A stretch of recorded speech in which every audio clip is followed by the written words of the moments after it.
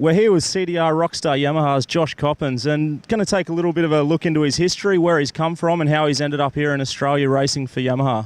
Tell us a little bit about your history in New Zealand, racing the GPs, and how you've ended up here. Basically, we'll take a bit of a walk along.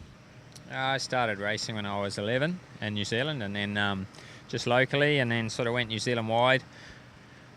Done pretty well, and when I was 14 I did my first trip to Australia and raced there, and then 15 and 16 I was pretty much just racing in Australia and New Zealand, and then went to Europe when I was 17.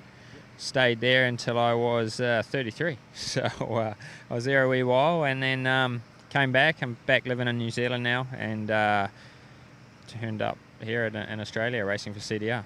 Okay, that's interesting. So living in New Zealand, not here on Aussie soil, but just flying each weekend and then back out after the race? Yeah, I've got a small family, a young family, so and I've been away from home so much that I wanted to live at home, and with just the 9 races, it's pretty easy to come in and out, and yeah, just do it weekend.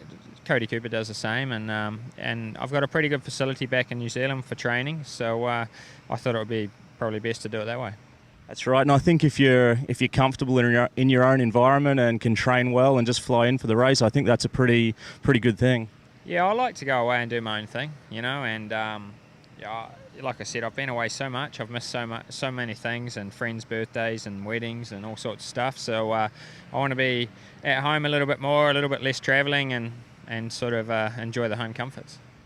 Tell us a little bit about Europe. You were there for a long time, and I'm sure it would be a hard lifestyle in some respects, the different languages, different foods, different weather for sure. A little bit about that, mate.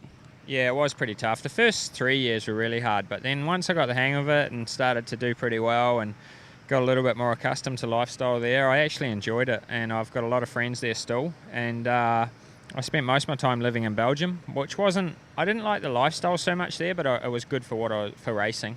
And the last couple of years I was in England, which I really enjoyed, but it wasn't quite as good for the racing. So, but I spent quite a lot of time in Italy. I rode for Italian teams for about 6 years, and so I was all over the place, and I think I've raced in about 40 countries, so I've been all over. Tell us a little bit, probably how you come to an agreement with Yamaha or Dakar, or sort of how it all worked out that you ended up back here in Australia. Well, I come over and raced Oceania race at Barrable twice, and the second time I came I rode for CDR. I got a bike from them. I was factory Yamaha in Europe, and I got speaking with Dakar, and then I just said, hey, you know, I'm looking to come back soon, and he said, yeah, cool, so drop me an email, maybe we can do something, and that's sort of how it fell into place, and here I am today, and it was just easy, you know. I just called him, yep, we've got a spot, let's do it, so here I am. Just one more thing, can you give a little bit of advice for any kids or up-and-comer riders that are in the sport and want to go places and sort of progress their way through? Maybe just some advice or tips where they can start and where they head to. A few things which I think are key is enjoy yourself, have fun, and of course you have to have a really good work ethic. And you know, motocross, there's highs are high and the lows are low, you know, so but that's why we love the sport, because you know, when it's good it's awesome, and I think you've just got to be strong, persevere, work hard, and at the same time try to enjoy it and learn. Like, a lot of riders go racing and go riding, and every day they leave the track they don't really learn anything. So I think every time you leave the track you should learn something, either about your riding or yourself or your bike. That's some really good advice there, and we can definitely see why you've achieved what you have in this sport, mate. Thanks for your time. Thanks very much.